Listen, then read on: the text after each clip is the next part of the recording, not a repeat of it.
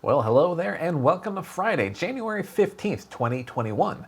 And if you haven't heard by now, this week we spent a lot of time following and covering CES 2021, this time in an online-only format. But even with a huge consumer electronics show dominating the headlines this week, there were still plenty of stories to discuss outside the virtual show floors. Today, we'll talk about AT&T TV Now's demise, a new carriage deal for CBS stations, some steeply discounted Hulu access, and of course, a look back at our CES coverage from the past week. But first, yes, if you haven't done so already, please do consider clicking the like and subscribe buttons down below. You'd be joining a growing and awesome community, and we'd certainly appreciate it. And with all that being said, let's take a look at the past week in streaming and cord-cutting news, starting with AT&T TV Now. Okay, first up this week, we've learned that AT&T TV Now is now no more. The streaming service is being folded into the very similarly named AT&T TV, with 3 tiers that don't require a contract. So for current users, you can still access the service, but for those looking to become new subscribers, visiting the AT&T TV Now page currently gets you a message about the services merging, and you'll also get some info about available packages you can choose from. Now, this move really isn't all that shocking. After all, AT&T hasn't been shy about the streaming service not being a huge priority, especially with its other ventures like HBO Max continuing to grow and expand. In any case, if you'd like to know more about the merger, you can click the link down below in the video description. In other news, ViacomCBS announced a new deal with Sinclair involving some 13 Sinclair-owned CBS stations around the country. And all those stations reportedly reach around 5% of the U.S., or about 6 million TV households. With the agreement in place, CBS All Access users in those markets will continue to have access to those CBS stations. Now you can check out the full list, yes, link down below in the video description, but the group again includes locations around the country, including Albany, New York, El Paso, Texas, Eugene, Oregon, and more. And again, you can find out more in the post over at cordcuttersnews.com. And of course, we spent all week covering CES 2021. And if you've been following our coverage, you'll likely know that this year's show was a bit different, with an online-only experience standing in for the massive show floors across Las Vegas. But we still saw more than our fair share of fancy tech, including high-end TVs and other gear. If you'd like to know more, you should definitely check out our videos from earlier in the week, as well as the posts we've got over at cordcuttersnews.com. But here's a quick wrap-up of some of the bigger stories we covered throughout the week. First up, there was Roku and TCL teaming up for a new wireless soundbar. The new TCL Alto R1 just needs a power cord, and TCL says that's about it as far as physical connections go.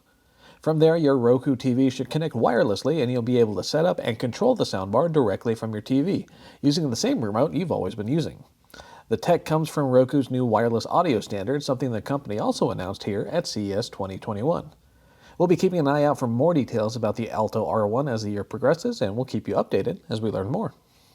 We also discussed a new streaming service announced here at CES 2021. Now this one's a bit different than your typical streaming service in that it's, at least initially, limited to a handful of Sony TVs that were also announced here at the show. It's called Bravia Core, and it'll apparently include at least 300 movies to stream. And while the specifics of that movie library are unclear at the moment, we wouldn't be shocked if that selection skews heavily towards Sony Pictures productions. The service itself will be offered on Sony's new Bravia XR TVs, and there's a promotional deal coming later this year that grants you access to the subscription service plus some free credits that you can use to purchase films. Sony says Bravia Core can crank up the bitrate to up to 80 megabits per second, which is significantly higher than other 4K streaming services out there. And it says the picture quality can rival 4K Blu-ray discs. We'd love to see that for ourselves, but for now, we'll keep you updated as we learn more about the service. And yesterday we posted a video discussing ATSC's panel on the status of ATSC 3.0, the new over-the-air broadcasting standard also known as NextGen TV. In the short term at least, broadcasters look to continue converting major markets over to the new standard. Meanwhile, hardware companies, especially TV makers, are gradually introducing models with ATSC 3.0 tuners built in.